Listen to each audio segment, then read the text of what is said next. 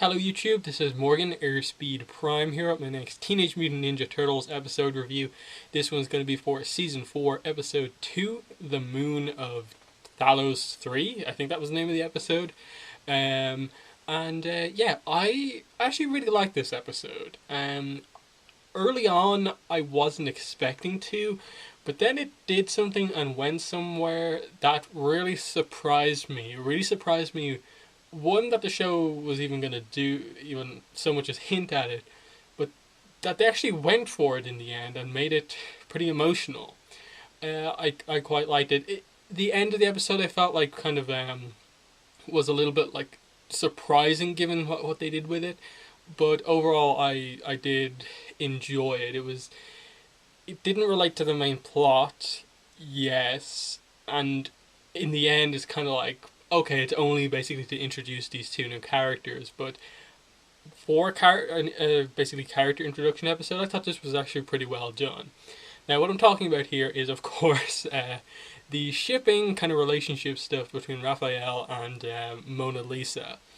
I really like this, in part because this show has done basically nothing with the ships that it's set up thus far, whether that be April and Donnie or April and Casey. Yet here we have a character introduced, Mona Lisa, in this episode as, a bit of a kind of antagonistic character. They fight against them, but then they come to work together. Raph falls for her, she in turn falls for him, and by the end, they're basically in a relationship. But because of their missions, they can't stay together, but they care about each other enough that that's basically their situation right now. That when they meet up again, they are basically going to be in a relationship. And I thought that was a really cool way to go with things. Given that you've kind of set up some stuff like Karai, Leo, kind of maybe, Donnie, April, maybe, for them to just flat out go for a relationship and even go as far as to have like a kiss happen and like it be like pretty meaningful. I really like what they did here. Her character definitely could use some more development, but for what it was pretty good. She's a really good fighter. She started the episode being very much like, I'm all about how our culture does things, whereas her commander was actually more open to kind of forming a friendship with them to get the medal to help them both, where she was just like, no, the way of our species is that we see a threat, we take it out, that's it. And over the course of time, basically, Raph kind of forced her to change her opinion on that, and it was for the better, and it was to the point that she actually didn't just come to like respect him as a warrior, but obviously see him in a more romantic way. And in that sense, it was actually a really well developed relationship, even though it really only had like kind of half an episode really to properly develop. But for this show, this was a very well developed relationship, and so I'm actually really excited to see when they have her return in the series and see where they go with the relationship. And I think maybe as well, given that they all basically saw this relationship happen, will this kind of prompt any of the other relationships in the show to actually happen, whether that be April to maybe decide if she likes Donnie or Casey more, or what. I'd like to see them do something with that.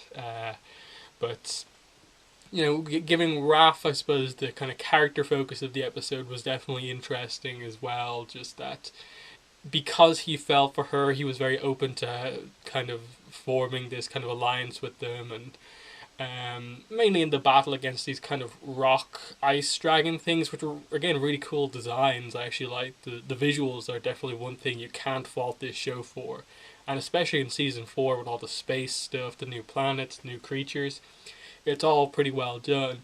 And if this season has more episodes like this, where you have character introduction episodes and it's more meaningful, they have a bit of emotion in some more things, I think they could do a lot with this series overall.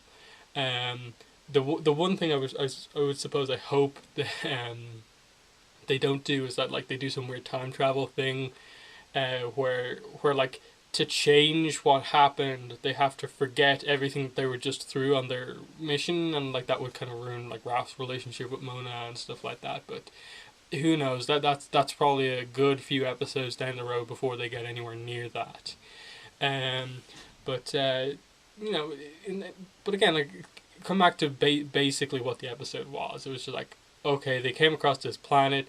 The Triceraton aspect of this episode I thought was kind of meaningless. It was a way to have the first episode link into this episode some way, but they were such a minor aspect it doesn't really matter that much. You could tell that the two of them were both had the same enemy in the Triceratons, but it just I felt like maybe the overall plot should have been more important in the episode, but they focused on what they needed to, and it made it better overall. But I still think there was more they could have done, and that again, what the main plot of this season is meant to be is finding the three parts of this black hole generator thing. And like when exactly that's going to take place, I'm not sure. But I think starting with next episode, it seems like the season is gonna we're gonna see basically what a normal episode of the season is gonna be like. I think what most of the episodes will be like, and this is for me. Next episode is probably gonna be like a key point in terms of have has the show made a change for the better, or is it gonna just be the same as what it was before? Whereas in like season 2 and 3, it was a lot of let's introduce a new mutant and have action for the sake of action, nothing of note happening, no plot relation. That's what a lot of the episodes were. My hope with this season is that what they don't do is just have them come across a new planet, introduce some random new characters, and then have nothing of note really happen with only super minor relation to the plot. I want more things like this episode to happen where they crash on a moon, they encounter some characters, and they form a friendship and a bond with those characters, romances in some cases, and it's of note. And I'm excited to see these characters come back because it seemed like there was a really important friendship kind of formed between these characters. Whereas a lot of the mutants who became the allies of the turtles in like the last couple of seasons, it just felt like kind of forced. Like we're mutants, we all have different powers, let's team up. And that's kind of what I don't want them to do in these space episodes. I want them to further develop the characters that we have here, like the Fugitoid, for instance. There's still a lot of mystery around him as a character right now, in that like he calls himself Dr. Honeycutt, but he's called the Fugitoid, and like the Triceratons seem to know about him, and he is aware of the turtles want to change the timeline and stuff like that. What is the origin story of the Fugitoid? Like, I want that backstory. There are things here that they can do that are really important and could make this season the best ever, but the show hasn't shown me a lot of reason to have faith in its consistency, that it can do a lot of important things in a row. But I have a little bit of extra hope for this season in that it has started off a lot better than last season.